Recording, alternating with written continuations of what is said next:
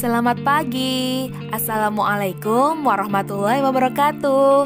Selamat bertemu kembali dengan Bu Yeyen dalam Belajar IPS. Anak-anak, bagaimana kabar kalian hari ini? Semoga kalian semua dalam keadaan sehat dan tetap semangat. Sudah siap untuk belajar hari ini? Oke, pastinya sudah ya. Anak-anak semua, setelah pada pertemuan sebelumnya, kita sudah belajar materi perkembangan ekonomi Indonesia pada masa kemerdekaan. Dan pada kesempatan kali ini, kita akan melanjutkan ke materi perkembangan politik Indonesia di masa kemerdekaan. Oke, selamat memperhatikan ya. Berikut adalah poin-poin yang akan kita bahas pada pertemuan kali ini. Yang pertama yaitu terbentuknya Republik Indonesia Serikat. Yang kedua, kembalinya Negara Kesatuan Republik Indonesia.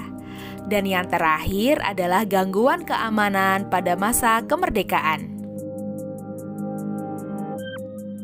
Republik Indonesia Serikat. Sesuai hasil kesepakatan KMB, bentuk Negara Kesatuan Republik Indonesia berubah menjadi Republik Indonesia Serikat atau RIS.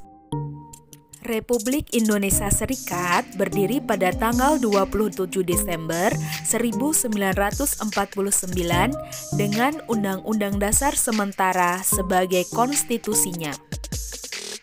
Sesuai dengan isi konstitusi baru tersebut, negara RIS berbentuk federasi dan meliputi seluruh daerah di Indonesia. Berikut yang tergabung dalam Federasi Republik Indonesia Serikat. Yang pertama ada negara bagian. Negara bagian RIS meliputi Negara Indonesia Timur, Negara Pasundan, Negara Jawa Timur, Negara Madura, Negara Sumatera Selatan, Negara Sumatera Timur, dan Republik Indonesia. Yang kedua ada Satuan Kenegaraan. Satuan Kenegaraan meliputi wilayah Kalimantan Barat, Kalimantan Timur, Kalimantan Tenggara, Banjar, Dayak Besar, Bangka, Belitung, Riau, dan Jawa Tengah. Yang ketiga ada daerah Swapraja. Daerah Swapraja adalah wilayah yang memiliki hak pemerintahan sendiri. Adapun wilayah di Indonesia yang termasuk daerah Swapraja yaitu ada Kota Waringin, Sabang, dan Padang. Sistem pemerintahan Republik Indonesia Serikat dipegang oleh Presiden dan Menteri-Menteri di bawah naungan Perdana Menteri. Terpilih sebagai Presiden RIS adalah Insinyur Soekarno setelah ia menjadi calon tunggal dalam pemilihan Presiden RIS tanggal 15 Desember 1949.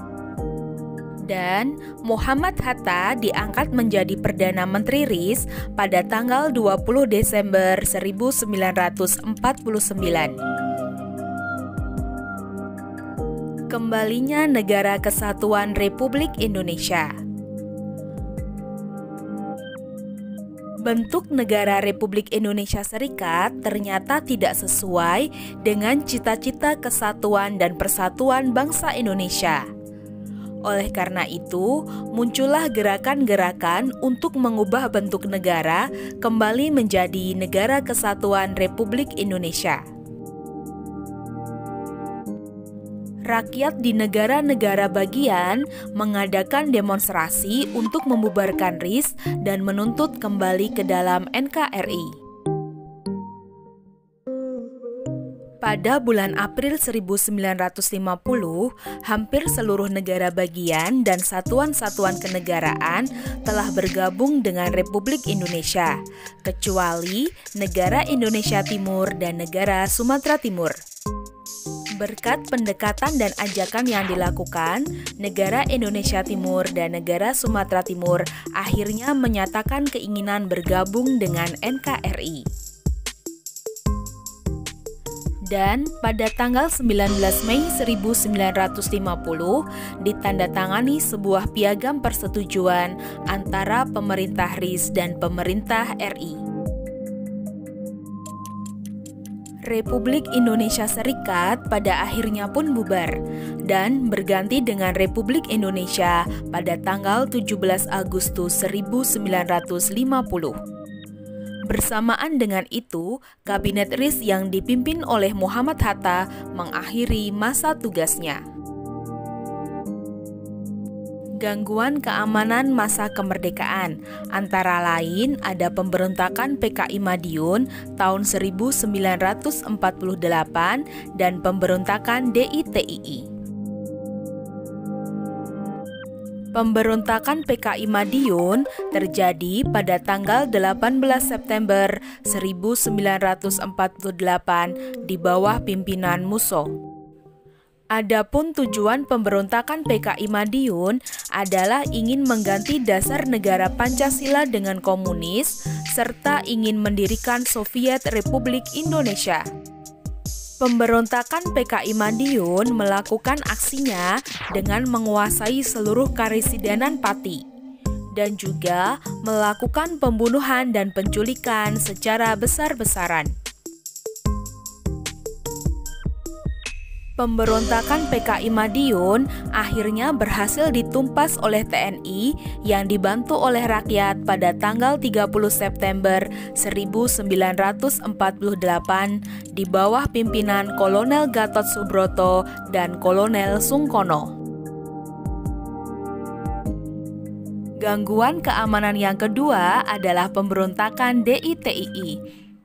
Pemberontakan Darul Islam atau Tentara Islam Indonesia adalah suatu gerakan yang menginginkan berdirinya sebuah negara Islam Indonesia. Pemberontakan ini bermula di daerah Jawa Barat, kemudian menyebar ke daerah lain seperti Jawa Tengah, Aceh, Sulawesi Selatan, dan Kalimantan Selatan. Pemberontakan DITII Jawa Barat. Pemberontakan ini dipimpin oleh Kartosuwiryo dengan tujuan ingin mendirikan negara Islam Indonesia. Kartosuwiryo berhasil ditangkap pada tanggal 4 Juni 1962 dengan menggunakan operasi pagar betis di Gunung Geber. Pemberontakan DITII Sulawesi Selatan. Pemberontakan ini dipimpin oleh Kahar Muzakar. Pemberontakan ini disebabkan oleh Kahar Muzakar yang ingin menempatkan laskar-laskar rakyat Sulawesi Selatan ke dalam lingkungan Angkatan Perang Republik Indonesia Serikat atau APRIS, dan Kahar Muzakar berkeinginan untuk menjadi pimpinan APRIS. Penumpasan pemberontakan Kahar Muzakar ini mengalami kesulitan sebab tempat persembunyian mereka berada di hutan yang ada di daerah pegunungan. Akan tetapi, pada bulan Februari 1965, pemberontakan ini berhasil ditumpas oleh TNI.